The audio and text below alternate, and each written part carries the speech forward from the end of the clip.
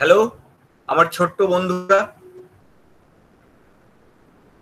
এমিনেন্সের পক্ষ থেকে আমি সুশোভন রায় তোমাদের জন্য ক্লাস 9-এর গণিত প্রকাশ চ্যাপ্টার ওয়াইজ তোমাদেরকে করে দেখানো হবে এবং খুব সহজভাবে তোমাদের কাছে অঙ্কগুলোকে পড়ানো হবে, যাতে তোমরা জিনিসটা একবার দেখলে এবং একবার প্র্যাকটিস করলেই তোমাদের একদম মাথায় থেকে যাবে।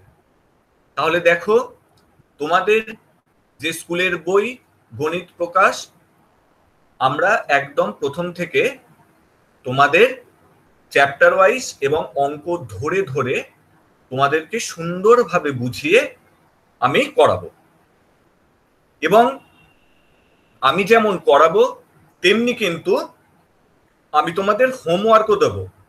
এবং আমি আশা করব আমি যে হোমওয়ার্কগুলো তোমাদের বাড়িতে করতে দেব, তোমরা সেই হোমওয়ার্কগুলো করে অবশ্যই কমেন্ট বক্সে লিখে পাঠাবে যে হয়েছে বা যেগুলো হয়নি।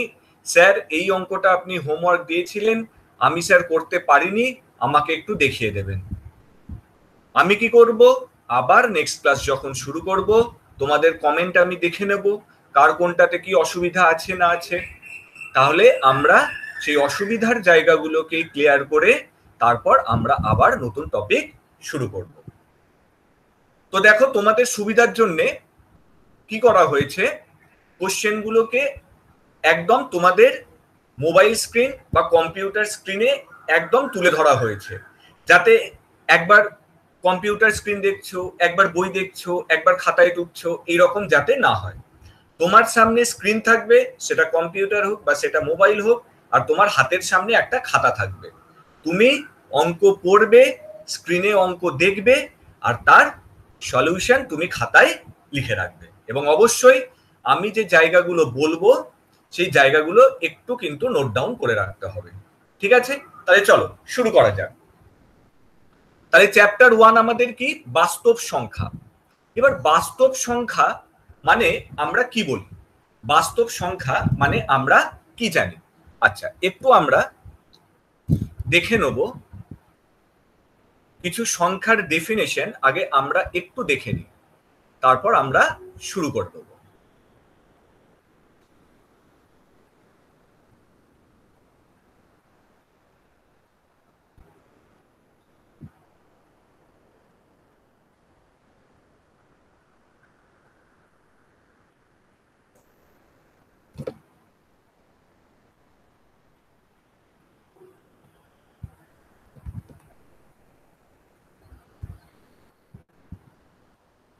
যেমন দেখো, আমরা সংখ্যা কি কি ধরনের পেয়ে থাকি।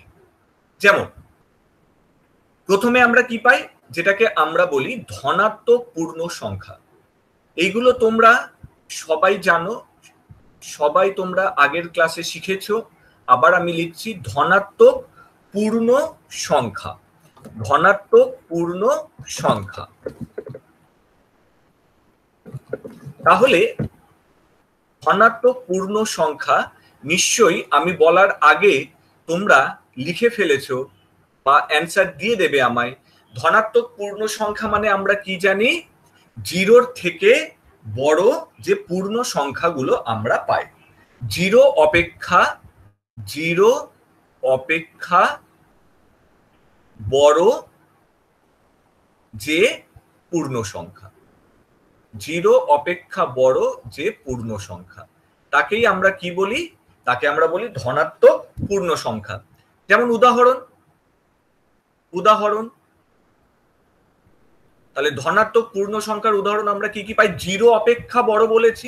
তাহলে জিরো অপেক্ষা বড় মানে 1, 2, 3, 4, এগুলো সবই আমার ধনাত্মক পূর্ণ সংখ্যার উদাহরণ।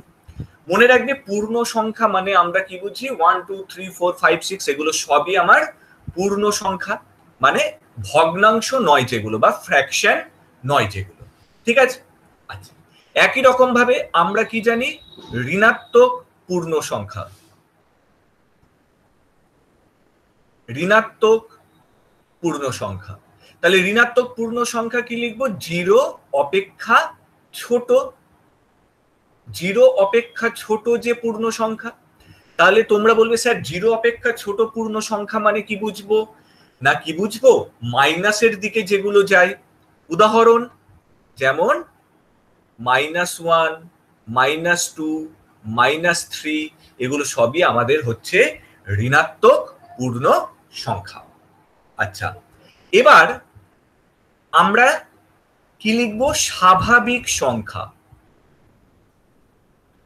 আমরা কি লিখবো? স্বাভাবিক সংখ্যা। স্বাভাবিক সংখ্যা, যেটাকে আমরা ইংরেজিতে বলি ন্যাচারাল নাম্বার। আচ্ছা, আর ধনাত্মক পূর্ণ সংখ্যা, ঋণাত্মক পূর্ণ সংখ্যা, যেগুলোকে আমরা বলি ইন্টিজার। পজিটিভ ইন্টিজার আর negative integer. Positive integer, negative integer. তাহলে স্বাভাবিক সংখ্যা। তাহলে স্বাভাবিক সংখ্যা মনে রাখবে, জিরো অপেক্ষা বড় যে পূর্ণ সংখ্যা সেগুলোকেই আমরা স্বাভাবিক সংখ্যা বলি। জিরো অপেক্ষা যে পূর্ণ সংখ্যা সেগুলোকেই আমরা স্বাভাবিক সংখ্যা বলি। তাহলে স্বাভাবিক সংখ্যা আমরা কি কি পেলাম? 1, 2, 3, 4, এগুলো সবই আমার স্বাভাবিক সংখ্যা। তাহলে ধনাত্মক পূর্ণ সংখ্যাকেই আমরা কি বলি? স্বাভাবিক সংখ্যা। আচ্ছা, এই স্বাভাবিক সংখ্যাকে আমরা কি দিয়ে ডিনোট করি? Capital N. ক্যাপিটাল এন কেন? যেহেতু স্বাভাবিক সংখ্যা ইংলিশটা হচ্ছে ন্যাচারাল নাম্বার। তো স্বাভাবিক সংখ্যাকে আমরা কি দিয়ে ডিনোট করি? না ক্যাপিটাল এন দিয়ে। আচ্ছা, এইবার আমরা দেখব অখণ্ড সংখ্যা। অখণ্ড সংখ্যা, অখণ্ড সংখ্যা, যেটাকে আমরা ইংলিশে কি বলে থাকি? Whole number. Whole number. তাহলে অখণ্ড সংখ্যার সংজ্ঞাটা কি? ডেফিনেশনটা কি? না জিরো সমেত স্বাভাবিক সংখ্যা। জিরো সমেত স্বাভাবিক সংখ্যা। তাহলে একটা জিনিস তোমরা বুঝতে পারছো যে দেখো, প্রত্যেকটা সংখ্যার সাথে প্রত্যেকটা সংখ্যার কিন্তু কিছু মিল আছে। যেমন ধনাত্মক পূর্ণ সংখ্যাকে আমরা স্বাভাবিক সংখ্যা বলছি, আবার জিরো সমেত স্বাভাবিক সংখ্যাকে আমরা কি বলছি? অখণ্ড সংখ্যা বা হোল নাম্বার। তাহলে হোল নাম্বারকে আমরা কি দিয়ে রিপ্রেজেন্ট করব? কিভাবে হোল নাম্বারকে আমরা লিখবো? না 1, 0, 1, 2, 3, 4 এইরকম ভাবে লিখবো। হোল নাম্বারকে আমরা কি দিয়ে ডিনোট করি? না হোল নাম্বারকে আমরা ডিনোট করি ডাব্লিউ দিয়ে। হোল নাম্বারকে আমরা কি দিয়ে ডিনোট করি? না ডাব্লিউ দিয়ে। বুঝতে পেরেছো? দেখো, ভিডিও ক্লাসের একটা খুব সুবিধা হচ্ছে, আমরা যদি একটা সেন্টেন্স বুঝতে না পারি বা যদি একটা অঙ্ক বুঝতে না পারি, আমি জিনিসটাকে আমি 1-2 বার রিভাইন্ড করে একটু পেছনে গিয়ে আমি লেকচারটা বা অঙ্কটা আমি আরেকবার বুঝে নিতে পারবো। ঠিক আছে?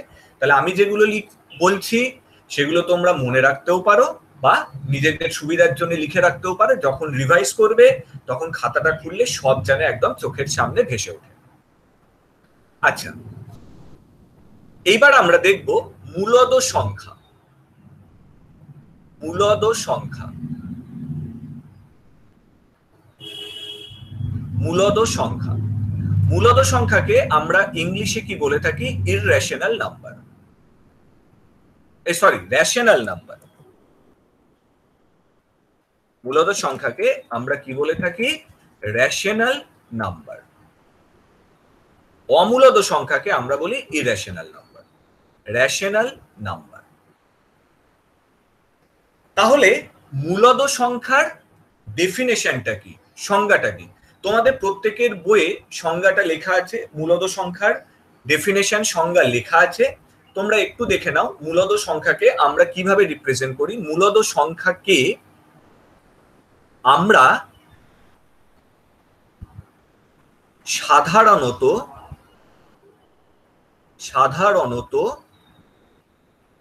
m বাই n আকারে প্রকাশ করি।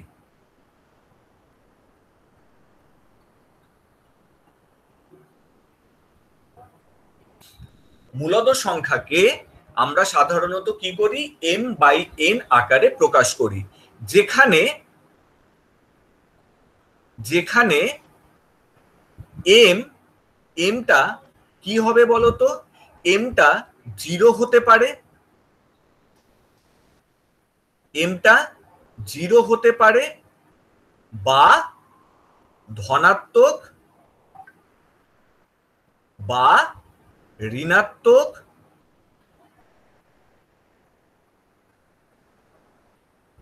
পূর্ণ সংখ্যা।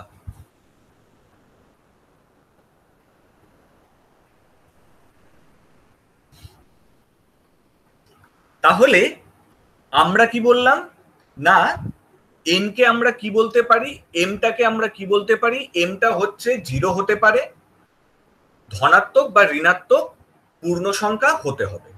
আর এনটা কি হতে হবে, এনটা হতে হবে, এনটা সবসময় মনে রাখবে, এন নট ইকুয়ালস টু 0।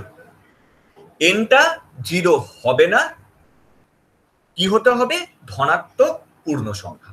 তাহলে এনটা কি হবে, ধনাত্মক পূর্ণ সংখ্যা, কিন্তু এনটা কি হবে, নট ইকুয়ালস টু 0, মানে নিচে 0 কখনো হবে না।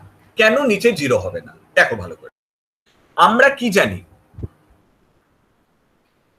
আমরা কি জানি, আমরা কোন সংখ্যাকে 0 দিয়ে ভাগ করতে পারি না, কোন সংখ্যাকে আমরা 0 দিয়ে ভাগ করতে পারি না। কেন, তাহলে 0 দিয়ে ভাগ করা মানে সেটা কি হয়ে যায়, অসংজ্ঞাত,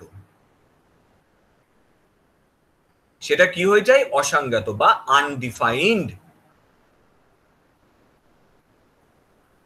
অসংজ্ঞাত মানে যেটাকে আমরা করতে পারি না, ভাগ করতে পারি না। কিন্তু 1/0, 3/0, 4/0, তাহলে এনিথিং বাই 0, কোন সংখ্যাকে 0 দিয়ে ভাগ করলে উত্তর আমার কি হয়, উত্তর আমার কি হয়, সবসময় 0ই হয়। তাহলে আমরা কি দেখলাম, এনিথিং বাই 0 ইজ কি হয়, আনডিফাইন্ড, অসংজ্ঞাত, মানে যার কোনো সংজ্ঞা নেই, আমরা করতে পারি না। আর এর উল্টো লিখে দিয়েছি, এক সেকেন্ড, মুখে বলেছি অন্য, লিখে দিয়েছি অন্য, দেখো,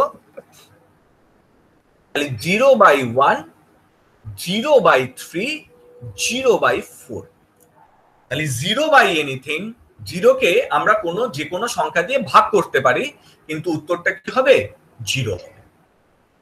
বোঝা গেল? আচ্ছা, তাহলে মূলত সংখ্যার ডেফিনেশনটা আমরা দেখে নিলাম। যেমন -2/3 একটা মূলদ সংখ্যা, 3/4 একটা মূলদ সংখ্যা, 0 আমার একটা মূলদ সংখ্যা। কেন 0 মূলদ সংখ্যা, কারণ 0কে আমরা 1/0 আকারে লিখতে পারি। কারণ মূলদ সংখ্যার ডেফিনেশনটা আমরা কি দেখলাম, যে m/n আকারে আমরা প্রকাশ করতে পারি, যেখানে mটা ধনাত্মক বা ঋণাত্মক পূর্ণ সংখ্যা আর nটা নট ইকুয়ালস টু 0, নিচে 0 কখনো হবে না। সেটা ধনাত্মক পূর্ণ সংখ্যা হতে পারে বা ঋণাত্মক পূর্ণ সংখ্যাও হতে পারে। ঠিক আছে, তাহলে আমরা কি দেখলাম, যে মূলদ সংখ্যা আমার কি কি হতে পারে, -2/3 হতে পারে, 3/4 হতে পারে, 0 হতে পারে, 5/11, 7/12, এগুলো সবই আমার মূলদ সংখ্যা বা ভগ্নাংশ। খুব সহজভাবে বললে মূলদ সংখ্যা সেইগুলোই যেগুলোকে আমরা ভগ্নাংশ আকারে লিখতে পারি। বোঝা গেল? আচ্ছা, এবার একটা জিনিস দেখবে, এখানে আমি লিখছি, যদি যদি m এবং n এর মধ্যে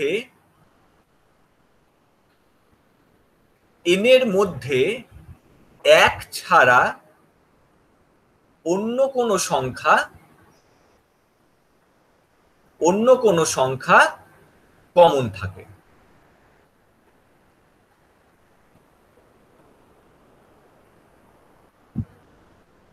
অন্য কোনো সংখ্যা কমন থাকে, তাহলে কি বললাম, যদি m এবং n এর মধ্যে 1 ছাড়া অন্য কোনো সংখ্যা কমন থাকে। তাহলে তুমি বলবে স্যার উদাহরণ কি, আমি বললাম আচ্ছা, ধরো আমি লিখলাম 12/20,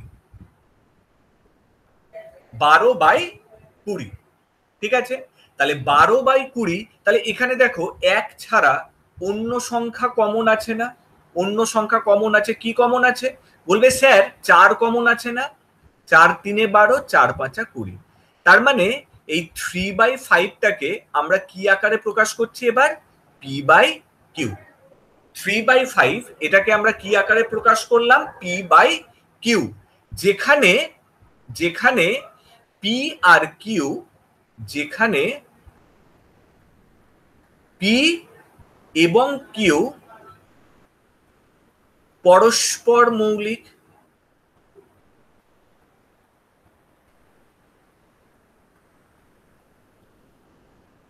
যেখানে পি এবং কিউ পরস্পর মৌলিক। আচ্ছা, এবার তোমরা বলবে স্যার পরস্পর মৌলিকটা কি? ভুলে গেছি, একটু বলে দিন তো। দেখো, মৌলিক সংখ্যা আর পরস্পর মৌলিক দুটোর মধ্যে একটু পার্থক্য আছে। মৌলিক সংখ্যা আমরা কি জানি? যে সংখ্যা এক এবং সেই সংখ্যা দ্বারা বিভাজ্য।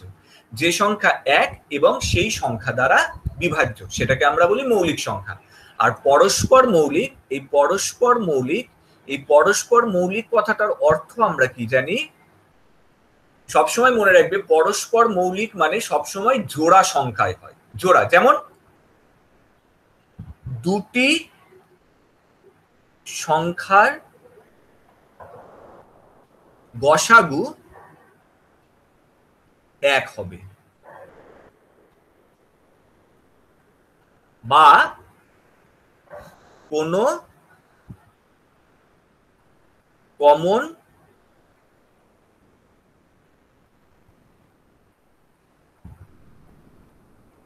উৎপাদক থাকবে না। তাহলে দুটি সংখ্যার গসাগু 1, তোমরা লসাগু গসাগু করেছো, দুটো সংখ্যার গসাগু 1 মানে আমরা কি জানি? না, দুটো সংখ্যায় কোনো কমন থাকবে না, 1 ছাড়া অন্য কোনো সংখ্যা কমন থাকবে না। যেমন ধরো 12 আর 16, এখানে দেখো 4 কমন আছে, 2 কমন আছে, তার মানে এটা কখনোই পরস্পর মৌলিক নয়। ধরো বললাম 15 আর 21, এরা কখনোই পরস্পর মৌলিক নয়। ধরো লিখলাম 7 আর 9, তুমি বলবে হ্যাঁ স্যার এটা পরস্পর মৌলিক, কারণ 7 আর 9 এর মধ্যে 1 ছাড়া অন্য কোনো সংখ্যা কমন নেই। যেমন এখানে 3 আর 5 পেয়েছি, তাহলে 3 আর 5 এরা আমার পরস্পর মৌলিক। বোঝা গেল? এরা আমার পরস্পর মৌলিক। ঠিক আছে? আচ্ছা, এবার এখান থেকেই আমরা অমূলদ সংখ্যাটা লিখে ফেলি।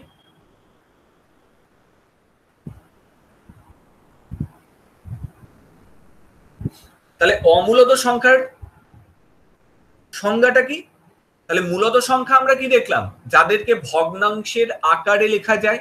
আর অমূলদ সংখ্যা মানে কি? অমূলদ সংখ্যা মানে কি? খুব সহজভাবে আমরা লিখে ফেলি, যাদের ভগ্নাংশ আকারে প্রকাশ করা যায় না। যাদের ভগ্নাংশ আকারে প্রকাশ করা যায় না তাদেরকেই আমরা কি বলি? অমূলদ সংখ্যা। তুমি বললে স্যার কিছু উদাহরণ দেখো, উদাহরণ। তাহলে কাদেরকে আমি ভগ্নাংশ আকারে প্রকাশ করতে পারি না?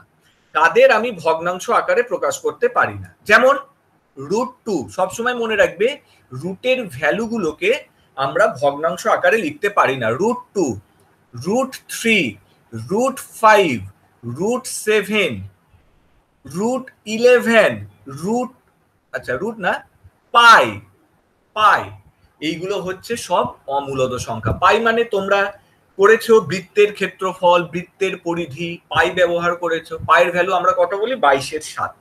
ঠিক আছে? একটা জিনিস মনে রাখবে, তোমরা বলতে পারো আচ্ছা স্যার পাইয়ের ভ্যালু তো 22/7, তাহলে পাইটাকে কেন আমরা মূলদ সংখ্যা বলছি না? 22/7 বা পাইয়ের ভ্যালু আমরা কি নিই? 3.14, কিন্তু পাইয়ের অ্যাকচুয়াল ভ্যালু তো 3.14 নয়, চলতেই থাকছে 3.14 something dot dot dot dot dot চলতে থাকছে। তার মানে আমরা এটাকে অ্যাকচুয়াল, আমরা প্রকৃত ভগ্নাংশে ফর্মে কিন্তু লিখতে পারি না। আমরা আমাদের সুবিধার জন্য অঙ্ক করার জন্য কিন্তু আমরা পায়ের ভ্যালু 22/7 বা 3.14 ধরে করি, কিন্তু এটা তো অ্যাকচুয়াল ভ্যালু নয়। বেসিক্যালি পায়ের ভ্যালু কি চলতেই থাকছে, মানে পয়েন্টের পর চলতেই থাকছে, যেটাকে আমরা কি বলি অসীম দশমিক বিস্তার, তাই না? আচ্ছা, ঠিক তেমনি ভাবে রুট টুকে কিন্তু আমরা অঙ্ক করার জন্য 1.414 নিই, কিন্তু 1.414 তো রুট টুর অ্যাকচুয়াল ভ্যালু নয়, এটা চলতে থাকছে। তো সেই জন্য মনে রাখতে হবে রুটের ভ্যালুগুলোকে আমরা বলি অমূলদ সংখ্যা। আবার ভুলিয়ে ফেলবে না, √9 কে কিন্তু আমরা অমূলদ বলতে পারি না। কেন? কারণ √9 মানে আমরা জানি 3, এটা মূলদ সংখ্যা। √16 কিন্তু অমূলদ সংখ্যা নয়, মূলদ সংখ্যা। কেন? 4। বোঝাতে পারলাম? তাহলে যে রুটগুলোকে ভাঙা যায় না, রুটের ভেতরের যে সংখ্যাগুলোকে আমরা ভাঙতে পারি না, সেগুলোকেই অমূলদ সংখ্যা বলা হয়। বা যেগুলো দশমিকে চলতেই থাকে মানে ধরো 0.2357 4 6 এরকম ডট ডট ডট চলতেই থাকছে, মানে এগুলো আমার অমূলদ সংখ্যা। বোঝা গেছে? তাহলে দেখো আমরা সংখ্যার ডেফিনেশন গুলো, সংখ্যাগুলো একটু দেখে নিলাম। ধনাত্মক পূর্ণ সংখ্যা দেখলাম, ঋণাত্মক দেখলাম, স্বাভাবিক দেখলাম, অখণ্ড সংখ্যা দেখলাম, মূলদ সংখ্যা দেখলাম, অমূলদ সংখ্যা দেখলাম। তাহলে পুরো জিনিসটা তোমাদের কাছে আশা করি ক্লিয়ার হয়ে গেছে, কোনো অসুবিধা নেই। তাহলে এবার আমরা অঙ্কে চলে যাই।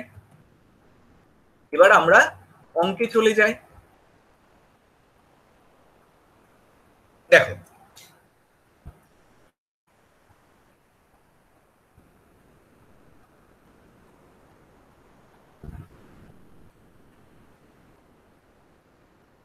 তাহলে এখানে দেখো কি বলছে, মূলদ সংখ্যা কাকে বলে লিখি, 4টে মূলদ সংখ্যা লিখি। আচ্ছা, একটা জিনিস সবসময় মনে রাখবে, এইসব অঙ্কের ক্ষেত্রে আমি লিখে রাখছি যে কোনো উত্তর সম্ভব, যে কোনো উত্তর সম্ভব। ঠিক আছে? কিরকম ভাবে? ধরো আমি লিখলাম 3/4, 5/10,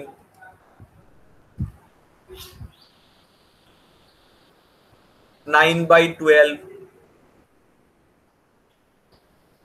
16/125, এই 4টে মূলদ সংখ্যা। ঠিক আছে? আবার তুমি বললে আচ্ছা স্যার আমি 4টে মূলদ সংখ্যা এইরকম ভাবে লিখবো, √4 লিখবো, √81 লিখবো, √64 লিখবো, আর স্যার আমি 0 লিখবো। তাহলে অবশ্যই লিখতে পারো, কোনো অসুবিধা নেই। তাহলে এখানে মনে রাখবে যে কোনো উত্তর সম্ভব, আমি আমার মতন 4টে লিখে দেবো। এবং তোমাদেরকে আমি একটা কথা বলি, অঙ্কের বেসিক্যালি ক্যালকুলেশন পার্টটা হচ্ছে মেন। আমরা কোনো অঙ্কের ক্যালকুলেশন যত তাড়াতাড়ি করব, যত ছোট করব, আমার অঙ্ক করতে তত তাড়াতাড়ি হবে। এবং আমি তোমাদেরকে কথা দিচ্ছি, তোমরা আগে কখনো করনি, তোমরা আগে কখনো দেখোনি, যে কোনো সংখ্যার বর্গমূল বা ঘনমূল বা কোনো সংখ্যার বর্গ আমরা কত তাড়াতাড়ি মুখে মুখে করে নিতে পারবো। ধরো তুমি একটা অঙ্ক করছো যেখানে তোমাকে হয়তো গুণ করতে হবে 998 কে 992 দিয়ে, তুমি রাফ ওয়ার্কে 998 ইন্টু 992 করছো। আমি তোমাদের এমন ট্রিক শিখিয়ে দেবো যেখানে 998 ইন্টু 992টা তুমি মুখে মুখে করে দেবে, জাস্ট 5 সেকেন্ড টাইম লাগবে। আবার ধরো তুমি একটা অঙ্ক করছো যেখানে তোমার 76 এর বর্গ লাগবে বা 96 এর বর্গ লাগবে, মুখে মুখে বলে দেবে 96 এর বর্গ এরকম হয়, সেই রকমও আমরা করব। তাহলে দেখো 2 নম্বরটা কি বলছি, 0 কি একটি মূলদ সংখ্যা? 0 কে p/q, যেখানে p ও q পূর্ণ সংখ্যা এবং q নট ইকুয়ালস টু 0 এবং p ও q এর মধ্যে এক কোনো ধনাত্মক সাধারণ উৎপাদক না থাকে আকারে প্রকাশ করে। তাহলে একটু মনে করে দেখো, আমরা মূলদ সংখ্যার যে ডেফিনেশনটা লিখলাম সেটাই এখানে বলে দেয়া আছে, তাই না? যে পি আর কিউ ফর্মে লিখতে হবে, যেখানে কিউ নট ইকুয়ালস টু 0 হবে, এবং কি বলেছে দেখো, পি আর কিউ এর মধ্যে এক কোনো ধনাত্মক উৎপাদক না থাকে, যেটা আমরা বললাম পরস্পর মৌলিক। তাহলে প্রথমে আমাকে কি চাইছে, 0 একটা মূলদ সংখ্যা কিনা। তাহলে প্রথম উত্তর আমার কি হবে, হ্যাঁ 0 মূলদ সংখ্যা।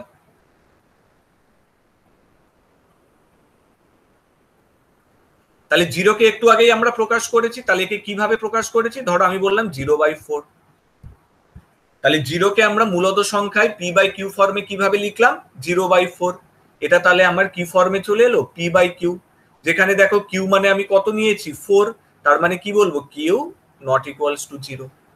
তাই তো বলেছি q নট ইকুয়ালস টু 0, তাই না? আচ্ছা, তাহলে এবার আমরা পরবর্তী অঙ্কে চলে যাই। দেখো,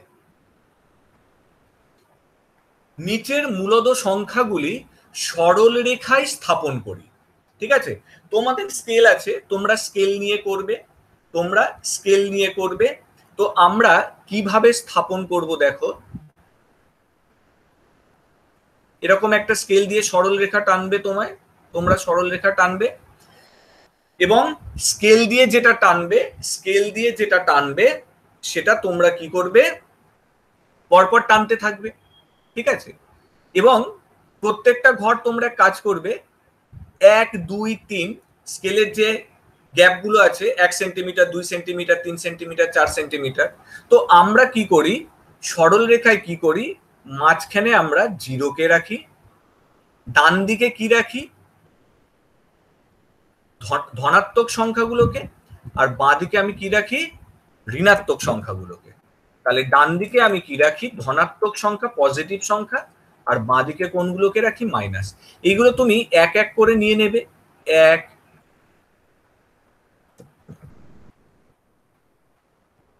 এখানে নেব 2, তুমি স্কেল দিয়ে মেপে মেপে নেবে। এখানে নেব 3, এখানে নেব 4,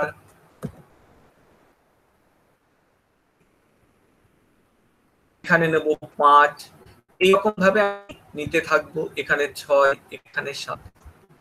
বোঝা গেল? তাহলে এবার দেখো তোমাকে কি বলেছে? তোমাকে বলেছে যে নিচের মূলদ সংখ্যাগুলি সরল রেখায় তোমাকে স্থাপন করতে বলছে। ঠিক আছে, সরল রেখাগুলো করতে বলছে, স্থাপন করতে বলছে। তাহলে দেখো, আমি একটা সরল রেখাতেই দেখিয়ে দিচ্ছি, তোমরা বাড়িতে করবে। যেমন প্রথম অ্যান্সারটা কি বলেছে? প্রথম কোশ্চেনটা কি বলেছে? 7। দেখো, তাহলে এগুলো হচ্ছে আমার পজিটিভ ঘর, তার মানে 7 আমার কোথায় আছে? এইখানে। তো আমরা কি করব? এটাকে গোল করে দেবো, এরকম 7 লিখে দিলাম। আচ্ছা, দ্বিতীয়টা কি বলেছে? -4। তার মানে এই মাইনাস গুলোকে রাখবো, -1, -2, -3, -4, -5, -6, এরকম ভাবে রাখবো। ঠিক আছে, তাহলে একদিকে আমার পজিটিভ, একদিকে আমার কি থাকবে? মাইনাস থাকবে। আচ্ছা, তাহলে এবার দেখো আমরা কিভাবে করব না। -4 আছে 2 নম্বরটা, তাহলে 2 নম্বরটা -4 আছে। তাহলে দেখো -4 কোথায় আছে? তুমি বলবে এই যে স্যার -4, এইটা। তাহলে -4টা আমি এখানে লিখে দিলাম, -4। আচ্ছা, 3 নম্বর কি আছে? দেখো 3 এর 5। তাহলে এটা ছিল আমার 1 নম্বর অঙ্কের উদাহরণ, এটা আমার 2 নম্বর অঙ্কের উদাহরণ। উত্তর 3 নম্বর। দেখো, এবার যখন কোনো কিছুর ভগ্নাংশ থাকবে আমরা কিভাবে করব? 3-এর 5। আচ্ছা, 3-এর 5, 3-এর 5, এটার মানে আমরা কি বুঝছি? না 3কে 5 দিয়ে ভাগ করতে বলছে। আচ্ছা, একটু ভাগ করে আমরা দেখে নিই। তাহলে দশমিক থেকে 0, 5, 6, 30। তাহলে 0.6, তাহলে 0.6 মানে আমি কি বুঝতে পারছি বলো? 0.6 মানে আমি কি বুঝতে পারছি? আমি যদি শুধু এই সরল রেখাটা আঁকি, তাহলে 0.6 মানে আমি বুঝতে পারছি, ধরো এটা 0, আর এইখানে ধরো আমি 1 লিখলাম, একটু গ্যাপে লিখলাম।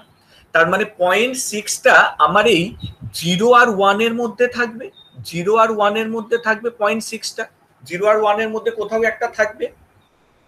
তাহলে এবার 0 আর 1 এর মধ্যে আমি কিভাবে 3-এর 5কে আমি সরল রেখায় বসাবো। তাহলে ভালো করে দেখো, তাহলে 0 কি আছে নিচে, কি আছে দেখো 5 আছে।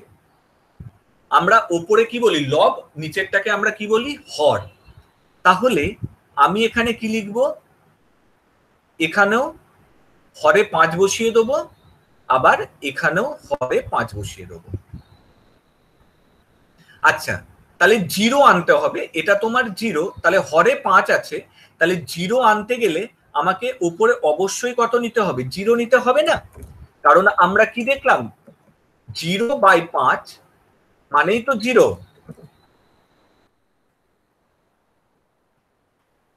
0/anything, 0কে কোনো সংখ্যা দিয়ে ভাগ করলে আমরা কি পাই, 0ই পাই না? তাহলে 0/5 মানে 0। আচ্ছা, এখানেও আমি নিচে 5 রেখেছি, তাহলে এখানে কত আনতে হবে, 1। এখানে কত আনতে হবে, 1। তাহলে এই 1 যেটা, তাহলে লবে আমি কত দেবো, তাহলে 1 আসবে না? বলবে স্যার 5 দেবো, তাহলেই তো 5/5 1 হবে। তাহলে বোঝা গেল? তাহলে আমি আবার বলছি কিভাবে করব না, প্রথমে আমরা দেখে নিলাম 3কে 5 দিয়ে ভাগ করে কত হচ্ছে, 0.6।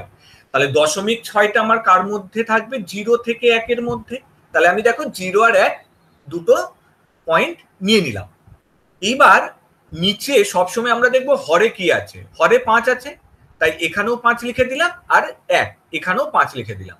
তাহলে 0 আর 1 আনার জন্য প্রথমে আমাকে কি করতে হবে, লবে 0 নিতে হবে, আর হরে কত নিতে হবে, এই লবে কত নিতে হবে, 5। এখানে লবে কত নিতে হবে, 0। তাহলে এইবার দেখো তাহলে 0/5, তাহলে এর পরেরটা কত আসবে, তুমি বলবে স্যার 1/5। এর পরেরটা কত আসবে, 2/5। এর পরেরটা কত আসবে, 3/5। এর পরেরটা কত আসবে, 4/5। এটা 5/5। তাহলে 0/5 আর 5/5-এর মধ্যে আমার 1/5, 2/5, 3/5, 4/5 থাকবে। আমাকে নিতে কোনটা বলেছে, 3/5। তাহলে আমি উত্তর বলে দেবো কোনটা, 3/5টাকে আমি এইরকম ভাবে গোল করে দেবো, দিয়ে বলবো এইটা হচ্ছে আমার সরল রেখা, সংখ্যা রেখা, 3-এর 5-এর সংখ্যা রেখা। বোঝাতে পারলাম আশা করি, অসুবিধা নেই কোনো? আচ্ছা, একই রকম ভাবে দেখো যদি 4 নম্বরটা করি, তাহলে তোমরা নিশ্চয়ই বুঝে গেছো কিভাবে করব। 2-এর 9, তাহলে 2-এর 9, তাহলে 2-এর 9 ভাগ করি 2কে 9 দিয়ে,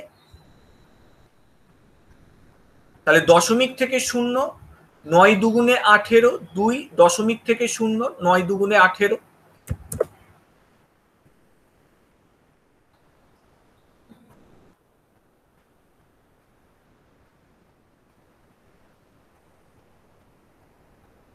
তাই তো?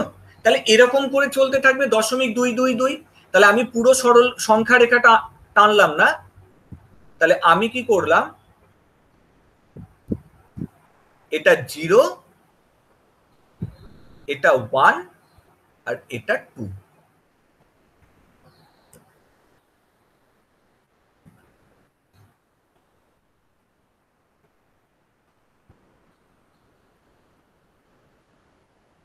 ধর এটা 2, 2টা আমার লেখার দরকার ছিল না, কারণ 0.22 মানে আবার কি দেখলাম, 0 থেকে 1-এর মধ্যে।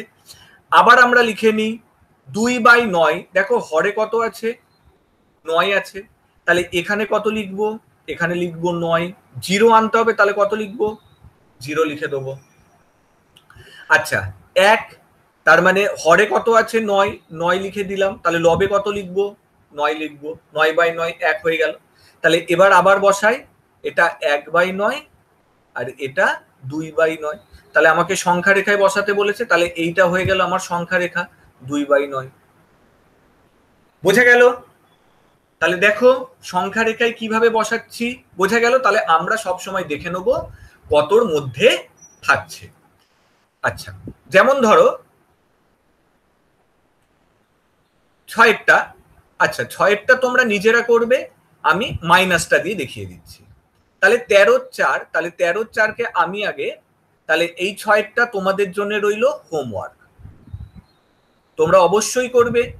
13/4, তাহলে 13কে 4 দিয়ে ভাগ করবে, তাহলে কত পেলাম, 4 3 12, 1 দশমিক থেকে 0, 4 দুগুণে 8, তাহলে 3.2 পাচ্ছি। 3.2 তাহলে 3.2 মানে তোমরা কি বলবে? তোমরা বলবে স্যার 3.2 মানে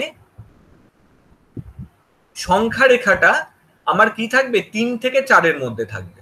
আচ্ছা, আমি তোমাদের বোঝানোর জন্য 0, 1, 2টা লিখলাম না, 3 আর 4টা লিখে দিলাম। আচ্ছা, আবার সেই একই গল্প। আচ্ছা, এটা মাইনাস আছে, এক সেকেন্ড, এটা মাইনাস আছে।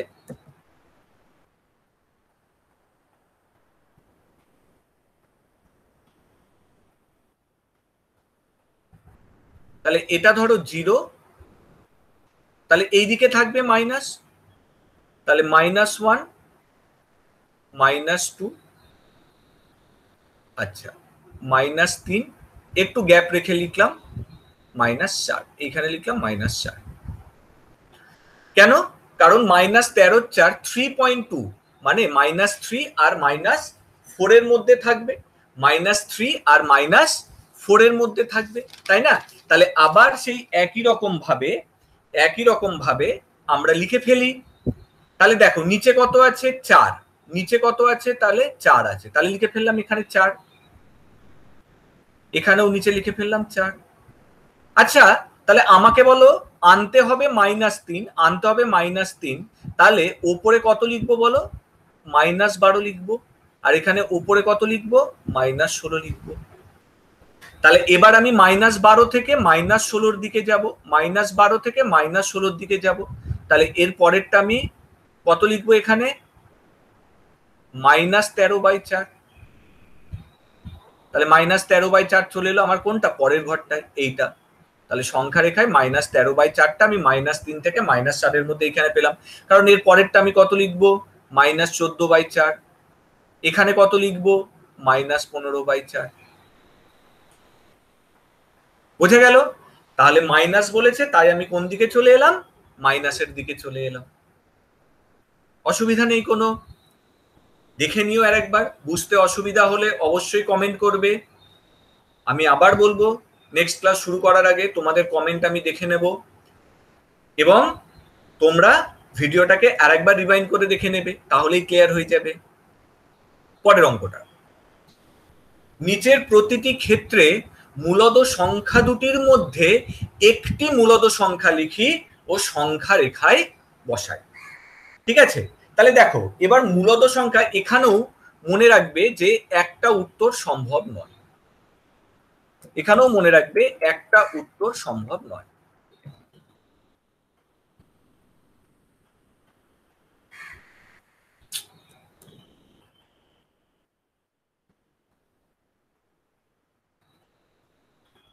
একটা উত্তর সম্ভব নয়। দেখো আমি একবারে 3-4টে বার করে তোমাদের দেখিয়ে দেব, যাতে পরের অঙ্কগুলো করতে তোমাদের খুব সুবিধা হয়ে যায়। কিরকম? ধরো 4 আর 5 কি করবে? দেখো কিভাবে আমরা বার করি। আমরা দুটো পদ্ধতি দেখব, তোমাদের যেটা করতে সুবিধা তোমরা করে দেবে। প্রথম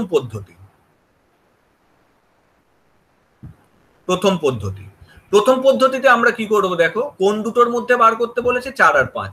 তাহলে আমরা কি করব? 4 আর 5 যোগ করে হাফ করে দেবো। 4 আর 5 যোগ করে হাফ করে দেবো। তাহলে 4 আর 5 যোগ করলে কত হয়? 9-2। তাহলে 9-2 মানে কত হয়? 4.5। দেখো 4 আর 5 এর মধ্যে আছে। তাহলে আমাকে একটা সংখ্যাই বলেছে, তাহলে 9-2কে আমি সংখ্যা রেখায় বসিয়ে দেবো। তোমরা একটু আগেই দেখলে, তাহলে নিজে করো, সংখ্যা রেখায় বসাও। আচ্ছা, এবার এটা একটা মূলদ সংখ্যা পেলাম 4 আর 5 এর মধ্যে। এবার নেক্সটটা কি করবে বলো তো? সবসময় প্রথমটাকে ধরবে। প্রথমটা কত? 4। উত্তর কত পেয়েছো? 9-2। আবার কি করবে? 4 + 9-2 করবে, দিয়ে আবার তার হাফ করে দেবে। তাহলে দেখো হাফ, 4 + 9-2, তাহলে 2 লসাগু হলো, ওপরে কত পেলাম? 4 দুগুণে 8 + 9 17-2। তার মানে এটা কত হয়ে গেল? 17-4। এটা আর একটা মূলদ সংখ্যা পেলাম 4 আর 5 এর মধ্যে। আবার যখন আর একটা বার করবো, তাহলে এবার উত্তরটা কত পেলাম? 17-4। তাহলে আবার কি করব? 4 এর সাথে আবার 17-4 যোগ করব। দিয়ে কি করব, তার অর্ধেক নেব। তাহলে এটা আবার কত পেয়ে গেলাম দেখো, হাফ হাফ, নিচে লসাগু কত হলো 4,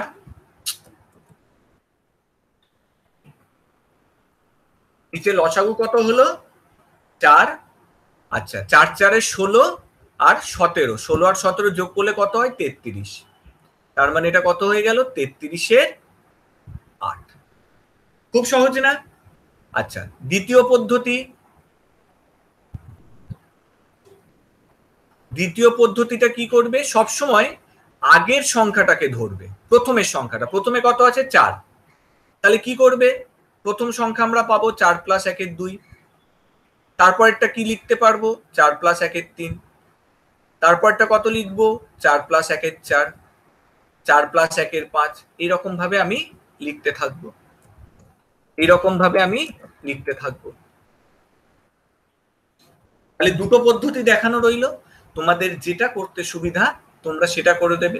তাহলে তোমাকে একটাই যখন বার করতে বলেছে, তাহলে মনে হয় প্রথম পদ্ধতিটাতে তাড়াতাড়ি হয়ে যাবে। তাহলে এটা আমরা একেরটা করলাম 9 এর 2, এটা তোমরা সংখ্যা রেখায় নিজে বসাবে, একটু আগেই শিখেছো। 2 এরটা 1 আর 2, তাহলে কি লিখবো হাফ 1 প্লাস 2, তার মানে কত লিখবো 3 এর 2।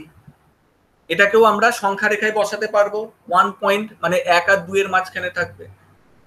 বোঝা গেল? তাহলে এইগুলো তোমরা নিজেরা করবে। যেমন ধরো 3 নম্বরটা কি আছে, 1 এর 4 ও 1 এর 2, 1 এর 4 আর 1 এর 2, তাহলে কি লিখবো 1 এর 2 ব্র্যাকেটের মধ্যে 1 এর 4 প্লাস 1 এর 2। তাহলে 1 এর 2, 2 আর 4 এর লসাগু কত 4, তাহলে উপরে কত পাচ্ছি 4 1 কে 4 1 আর 2 দুগুণে 4 2, মানে 3 এর 4। তাহলে 3 এর 4টা আমার কত হয়ে গেল বলো 3 এর 8। বোঝাতে পারলাম? যেমন ধরো একটা 6 এরটা দেখো মাইনাস দিয়ে আছে, এগুলো কিন্তু সংখ্যা রেখায় নিজেরা বসাবে। আমরা একটু আগেই দেখলাম সংখ্যা রেখায় সহজ উপায় বসানোর, ঠিক আছে? সংখ্যা রেখাগুলো আমরা দেখলাম কিভাবে আমরা সংখ্যা রেখায় বসাবো ভগ্নাংশগুলো, তোমরা এগুলো নিজে করবে। 6এরটা যেমন মাইনাসে আছে, থাকুক, কোনো অসুবিধা নেই। তাহলে 1 এর 2 লিখবো, -2 -1 করে দেবো। তাহলে এটা কত হয়ে গেল -2 -1 মানে -3/2, -3/2। খুব সহজ, তোমরা ক্লাস 7 8-এও করেছো, এখনো আবার নতুন ভাবে করছো, ঠিক আছে? নেক্সট, 4 ও 5 এর মধ্যে 3টে মূলদ সংখ্যা লিখি ও সংখ্যা রেখায় বসাই।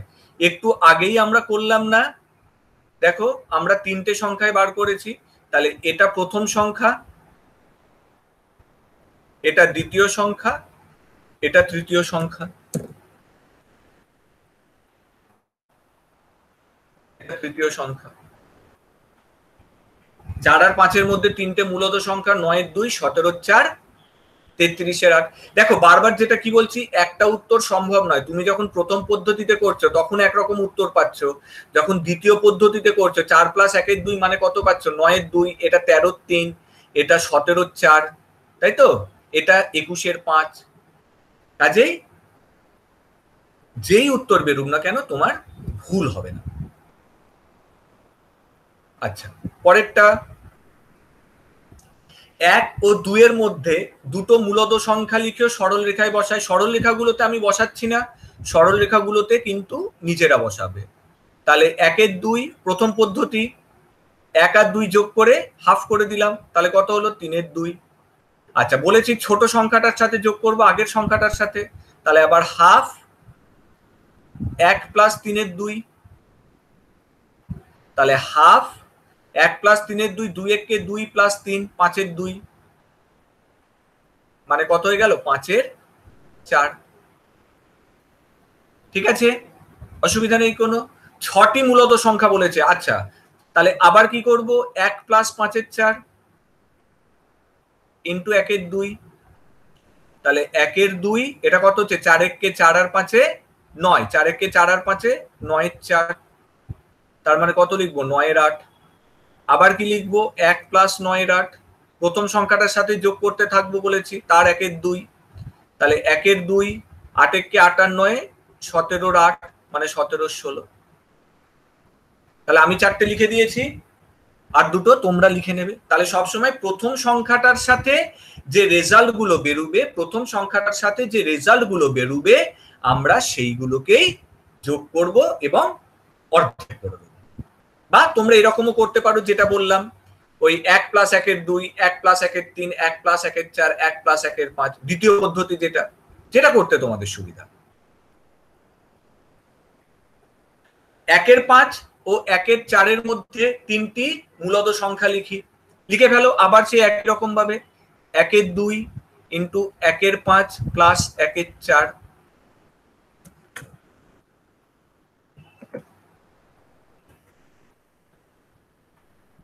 তাহলে 1 এর 2, 5 আর 4 এর লসাগু কত 20, তাহলে 5 4 এ 20, 4 একে 4, 4 5 20, 9। তাহলে এটা কত হয়ে গেল 1 এর 2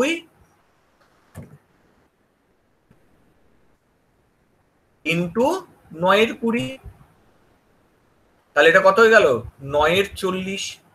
তাহলে বলেছি সবসময় প্রথম সংখ্যাটার সাথে 1 এর 5, তাহলে আবার কি লিখবো 1 এর 2, 1 এর 5 প্লাস 9 এর 40।